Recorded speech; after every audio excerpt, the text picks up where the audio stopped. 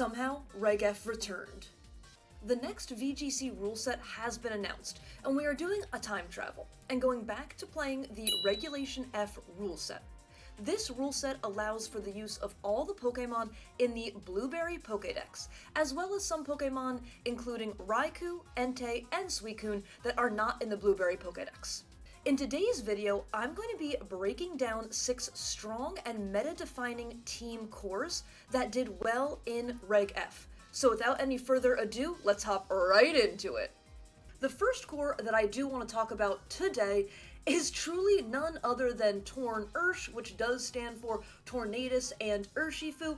And for the purposes of this video, I have lumped kind of 2 versions of this core together, where one of the cores being Tornadus and Rapid Strike Urshifu, so the Water Urshifu, and the other one being Tornadus and Single Strike Urshifu, the Dark type Urshifu.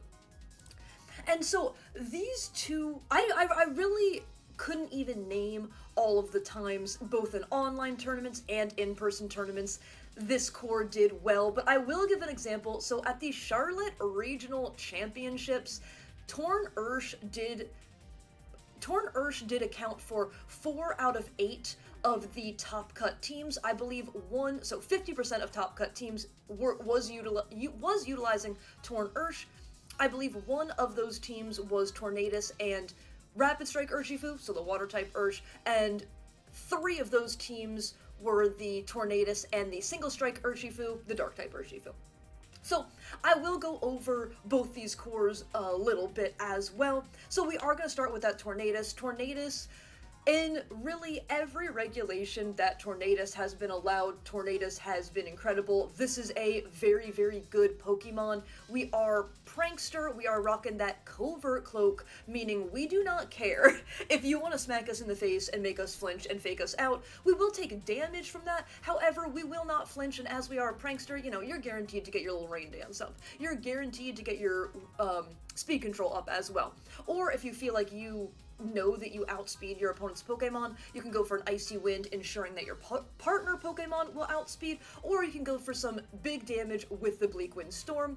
I do have Terra Steel on here. I like the Terra Steel as it does mean that you are going to resist the really powerful Ice-type moves that could be coming out from something like an Iron Bundle, that could be coming out from something like a Chiempao, that could be coming out from something like a Articuno. Yes, Articuno did in fact win a Reg F regional, never forget that.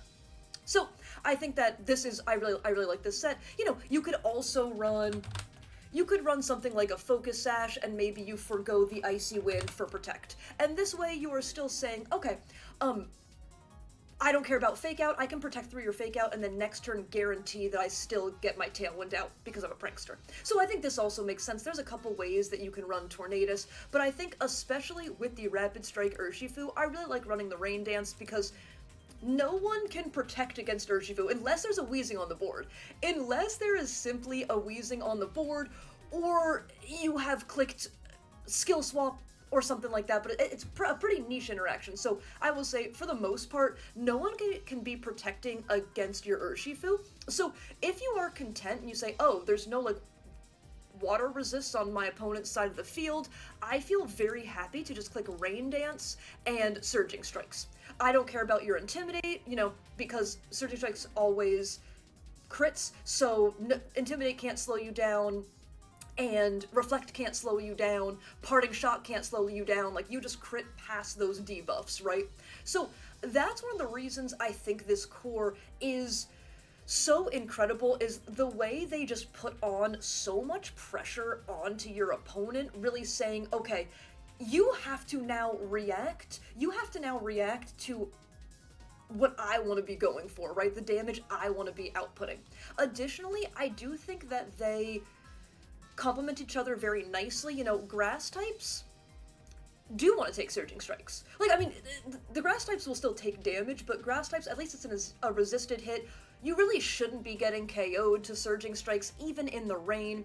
So the Tornadus then gets to say, oh, okay, well you have a grass type, that's fine, I'm gonna click my huge 100 base power Bleak Windstorm, possibly getting a speed drop on you as well. So I just think the two cover for each other very nicely. Additionally, on this Scarf variant, you do have the U-turn, because if you're going up against something like an Ogerpon Wellspring, Ogerpon Wellspring, as long as they are not, I almost said Mega, oh my gosh, I have been playing too much ZA. As long as they are not Terra'd, you will do super effective damage with your U-turn, so you can U-turn and then hit Bleak Wind, and you are just putting so much pressure onto Water Ogerpon that can be a little bit of a menace for the Rapid Strike Urshifu to deal with because of the Water Absorb, and even if they Terra, you know, you're still not going to be getting absolutely massive damage with your Surging Strikes anyway. So being able to put that kind of pressure on,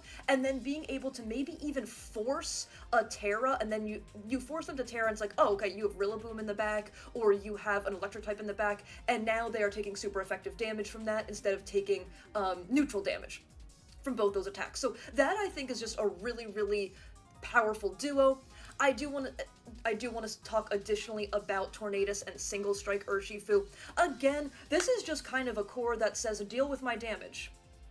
I have speed control, I have Prankster speed control, I have damage that you can't protect against. Simply deal with it. Simply deal with it. And I do think it's really interesting. So we saw a big... what's the word? We saw a big increase in the amount of Single Strike Urshifus that were being used because of how good Psyspam. Psyspam did really incredibly, if I'm remembering correctly.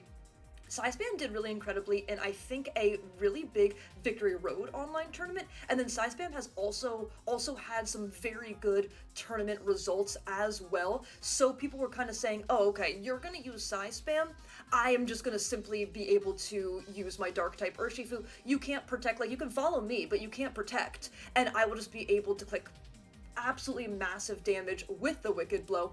And I do think this, this Tornadus, because you could still run Rain Dance if you want, but I don't think it is as necessary as running, like, you definitely want to run Rain Dance with your Urshifu, that way you're just buffing the damage that your opponent can't protect against even more. But you maybe are a little bit freer on this Tornadus team. Like, you could even run, if you don't want to run Taunt or you don't want to run Icy Wind, though I do love Icy Wind.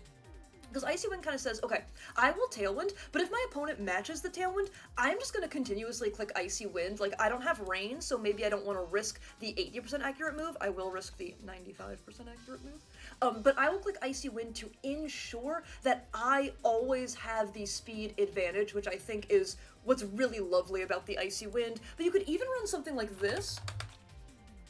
We definitely saw some Tornadus with Sunny Day in Reg F, especially if you have a Chi-Yu on your side as well. If you're just going kind of hyper offense mode, you have your Urshifu, you have your Chi-Yu.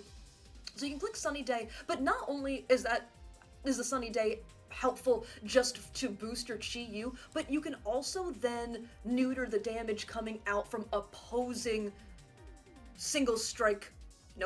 Rapid Strike Water type Urshifu. So you do have, I think, a little bit more room to play with your Tornadus set a little bit. So I had Taunt on here. I think Twin Beam! I think Taunt is also really good on here as well. So this core is very good. This core also feels pretty splashable. Some of the cores I'm going to be talking about maybe don't feel as splashable on teams, but like this core I feel like can just do so well on so many teams, as it does give you, Urshifu is one of the best Pokemon, Tornadus also one of the best Pokemon, it gives you speed control, it gives you insane damage output, so I think this core definitely deserved a shout on this list. The second core I'm going to be talking about today, I feel like this is the core I actually saw talked about the most when we learned we were going back to Reg F, and kind of like when we were ultimately like voting, if that makes sense, on what is going to be our next rule set. And this is none other than Bolt Balance. You know I was going to put Bolt Balance on this. You know I was going to put Bolt Balance on this list. So Bolt Balance, to me, that means, you know, you have your double fake out, big double fake out, but not only double fake out, double pivot. And what I mean by that is you have parting shot on your Incineroar, and then you have U-turn on your Rillaboom, and then on your Raging Bolt, you have your big leftovers recovery. Pair that with the Rillaboom recovery. You also, the moves you're running would be Thunderclap, Pulse, Calm Mind, and Protect.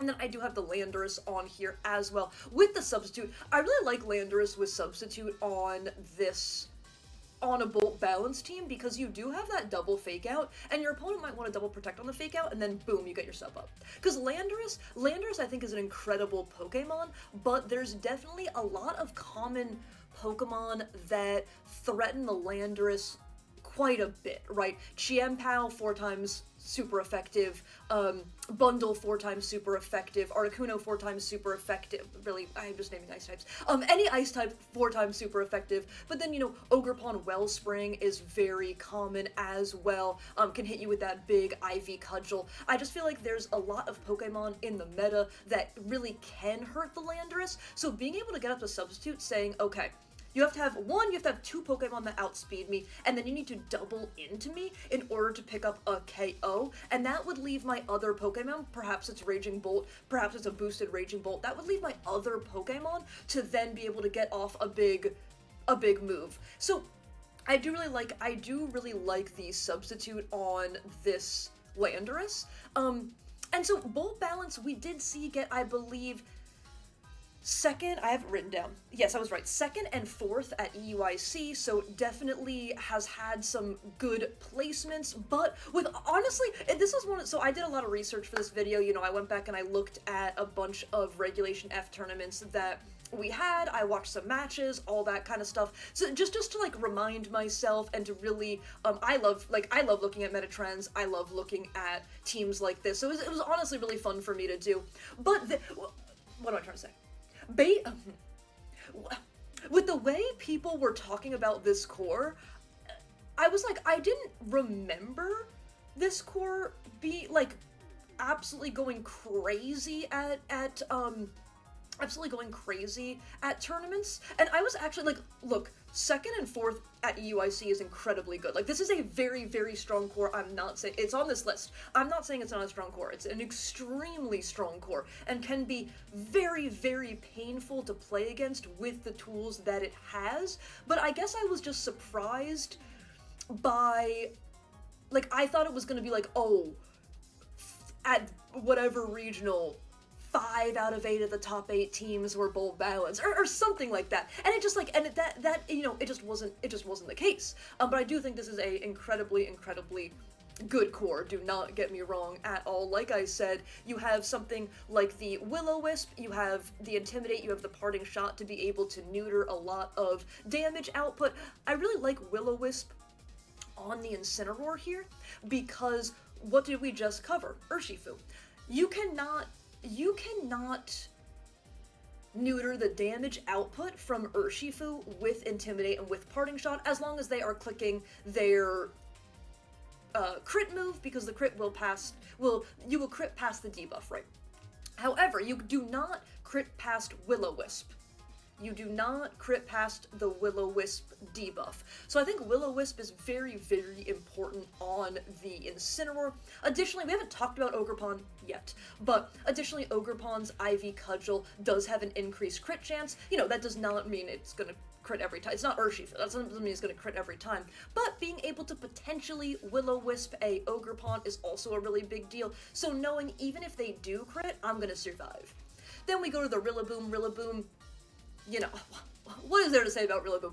Rillaboom gives you Fake Out, Rillaboom gives you Terrain Control, which are two really, really big deals. We did see Psi Spam kind of pop off a little bit in Reg F. I am going to be talking about Psi Spam on this list as well. So just being able to have terrain control is a really big deal, and then another pivot move. So if your opponent wants to protect or wants to make a defensive swap, you just get to click the U-turn button, then you get your Incineroar back in, you know, whatever it may be. So having double fake out and double pivot is a very big deal. I already talked about the Landorus a little bit. Landorus is just so good, like, into other balance cores, if that makes sense. You know, you hit the Rillaboom super effective with your Sludge Bomb. You can also go Terra Poison to make that stab. You hit the Incineroar super effective with an Earth Power. And I just think generally a lot of popular Pokemon in Reg F are weak to either the Earth Power or the Sludge Bomb. Earth Power hits Raging Bolt.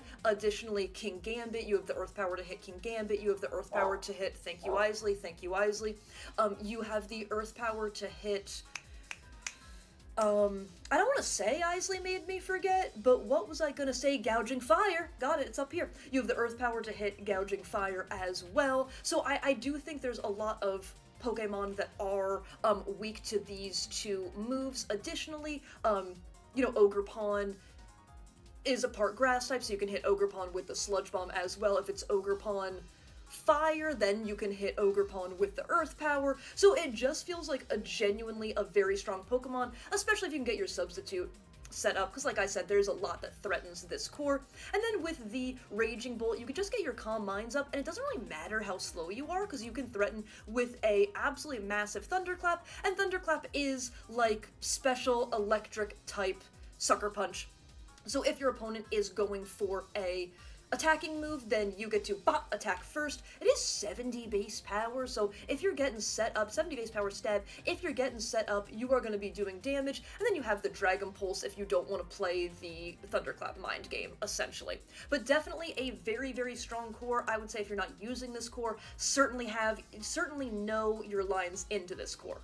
Next, we have Gouging Fire Howl stuff. So we saw this team do pretty well multiple times. I believe at Liverpool it got both 14th and 16th, and then this core absolutely popped off at Charlotte. Like, I will have Victory Road with the Charlotte teams linked in the description down below, but if you just scroll down day 2 teams and everything like that, you will see so many versions of this team. Additionally, I believe this team did get 3rd at the Portland Regional as well, and so I think this kind of core and the Howl Gouging Fire stuff was a direct result of, I believe it was Alex Underhill won the regional won the, I believe, NA regional before Charlotte with a team that I would call priority spam, and this core and this team is very, very good, or the variations of this team are very, very good into priority spam teams. So to me, it really does make perfect sense. So essentially what this core does is you get your speed boost. You will be getting the speed boost, so you outspeed lots in the meta. Then you can go for Howl, which increases the Gouging Fire's attack by 1 stage, but also your partner Pokemon by 1 stage, and it does go through Protect. So if you are not feeling particularly safe, you can go for something like Howl, and then you can go for Spiky on your Ogerpon, and you still get the +1. So that's really nice, and then also having the Breaking Swipe, 1, having spread damage, love it. 2, being able to then lower your opponent's physical damage output is also really incredible. It's a stab move for the Fire Dragon type, and then you also have Heat Crash. So Gouging Fire, more power the heavier the user than the target. This is so good, because look at this crown. Look at Gouging Fire. Gouging Fire's big. That's a big crown. So you are going to be doing a lot of damage to a lot. Like, that can Oko some Flutters, which is a very, very big deal. And then I love the Gambit on this team. I think with Gambit, that means that Gambit disincentivizes bringing Intimidate. So then not only are you not being intimidated now, but you're howling to set up. You could also Swords Dance with the Terra Dark, with the black glasses. Like, this has kind of been a staple set, I feel like, in so many different of the Scarlet and Violet VGC rule sets because it's so good. But you can also go something like... Assault Vest with Low Kick is really nice into a Pokemon like Heatran.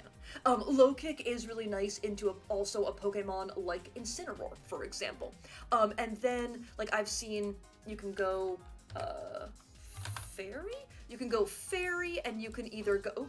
Sorry about that. You can either go Terra Blast there, or you can go, Iron Head there. So, you know, there's lots of different ways, and I really do like this set on the Gambit because you do protect yourself a little bit more on the special side, and Gambit, like I just showed, Gambit certainly has 4 moves that you could want to run, you know, whether it be Iron Head, whether it be Low Kick, whether it be Terra Blast, whether you want to be Terra Flying, Terra Blast, something like that. So I feel like you aren't stretched. You definitely aren't stretched to find moves that Gambit does want to go for. So I think that this is a really, really fun core, probably one of my personal favorite cores to use, besides Darkspun, in Reg F, and I wanted to really make sure I gave this core a shout because we saw different versions of it. A lot of times you could see Landorus, you might also see something like a Flutter, usually not together, but you might also see something like a Flutter, and you could go, oh, if I could type, you could go, please, you could go Chien-Pao. Like, I think Chien-Pao is really fun on this core as well, because you have your Howl, you have your big physical attackers, and then Chien-Pao does even more by lowering the defenses of everybody on the field, so then you can hit even harder. So I think Chien-Pao is a great shout as well. You probably want to run... Nothing crazy on here. You probably want to run Focus Sash. Oh, Chien-Pao broke my camera. You probably want to run Focus Sash on there. But I think that's pretty much what I wanted to say about this core.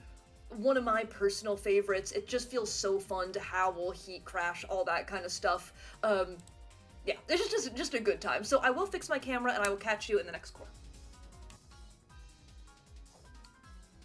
Y'all knew this one was coming. Y'all knew this one was coming. If you've been around the channel, you know in my heart, I am a Psy-Spam believer. I believe Psy-Spam will always find a way, and Regulation F was absolutely no different. But this was, so I did want to talk about this Psy-Spam core. We definitely saw a lot of Psy-Spam with just utilizing the Iron Crown and the Indeedee. Sorry, let me look at my notes.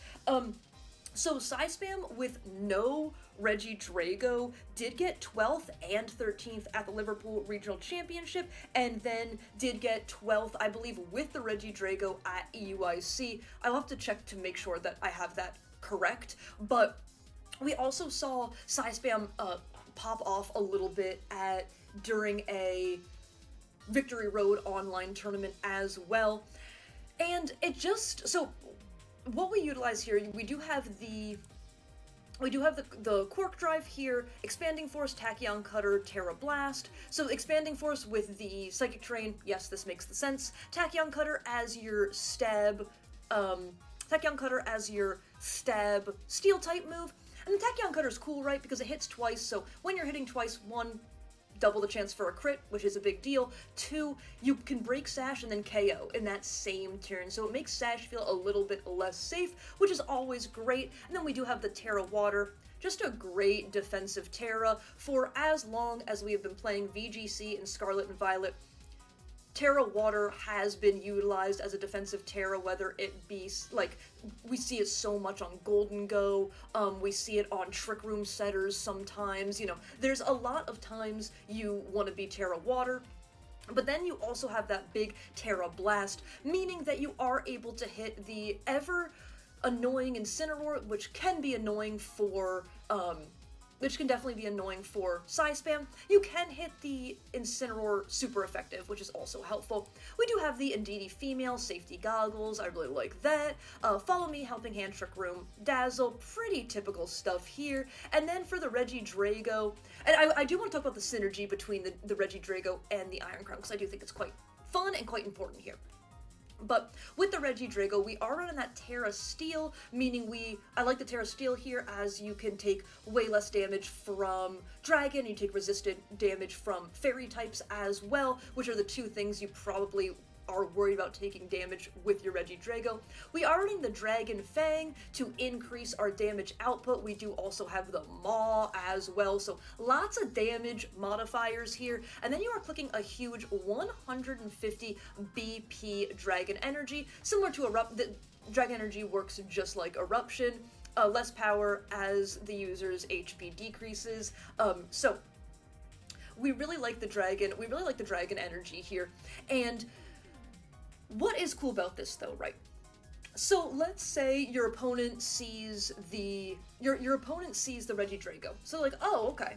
I can go Terra Fairy, I will take no damage, and then I can just be able to run through my opponent's team that way. So you bait out their Terra Fairy, then you can position yourself well enough to have your Iron Crown to be able to hit the fat Tachyon Cutter on their now Terra Fairy Mon.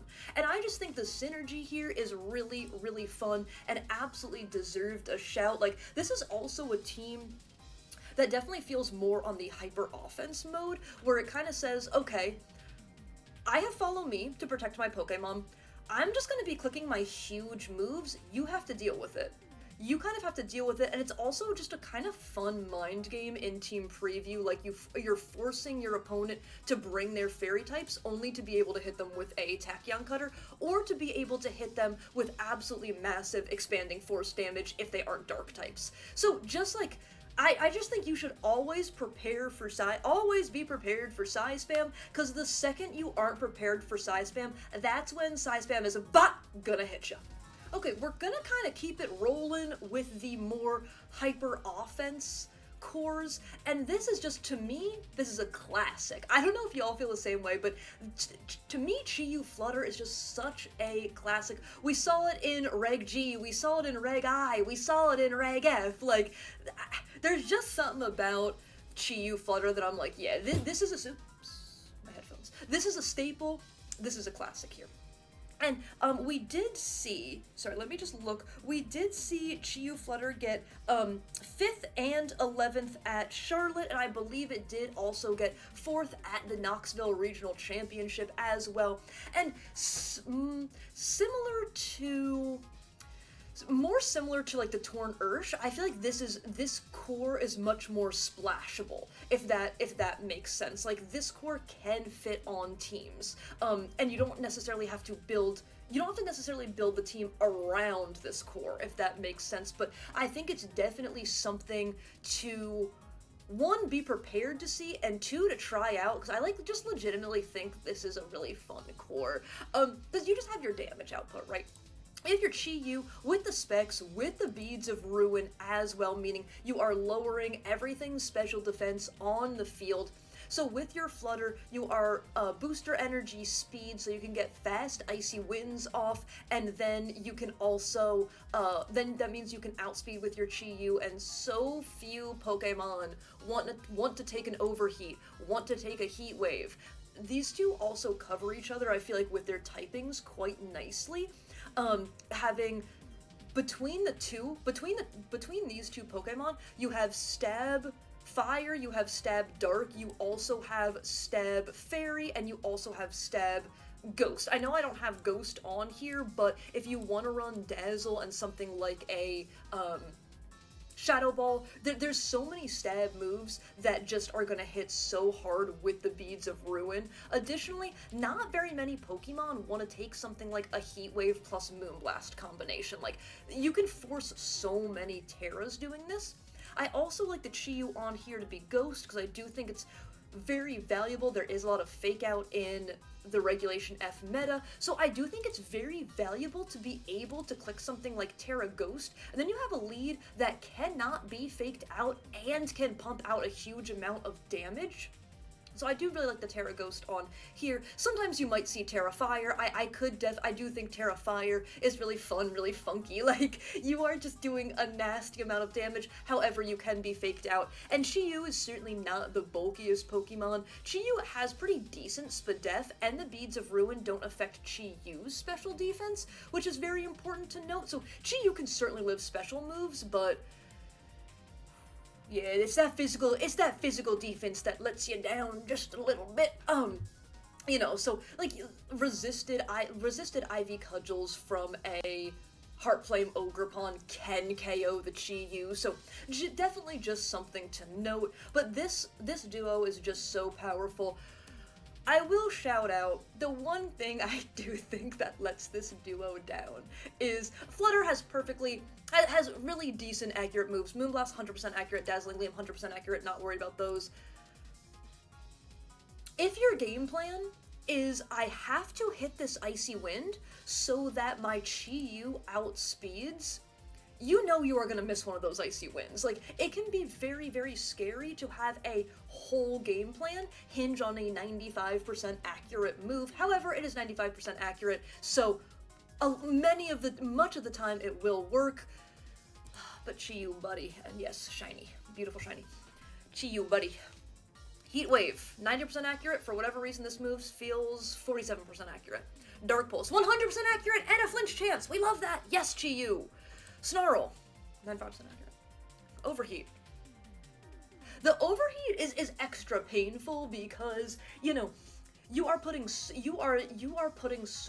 going for a Heat Wave which could do damage to the other Pokemon. You are saying, no, I know I need this Heat Wave damage. Sorry, I know I need this overheat damage to KO, and then you miss and get KO'd in return. It's like, oh, that was my game plan. Game plan bought out the window. But, you know, I think that's like, we see it on Sun teams in Reg F, right? You know, some Sun teams we see this on Sun teams in Reg H. Some Sun teams rely on Sleep Powder, some Sun teams rely on really powerful Heat Waves, Overheat, just like we were talking. And so if these moves hit the serotonin unmatched, you are in an amazing position, but that's the price you pay for the damage, your damage output, right? But I still really wanted to shout out this core because, again, this is just a core that says, hey, I'm pumping out damage, deal with it.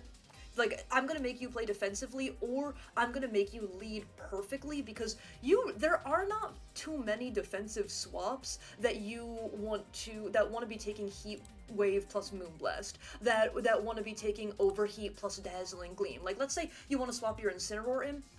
If you click Moonblast and Heat Wave into a non-AV Incineroar, like, Incineroar's still going to be taking so much damage, and in a lot of matchups, Incineroar is really, really important as damage mitigation, as a way to just slow the game down. So taking that much damage, you will probably be KO'd by another double up, or if your opponent has something else, you'll be KO'd to that. So just getting that much damage on an Incin is really, really incredible and can absolutely change a game.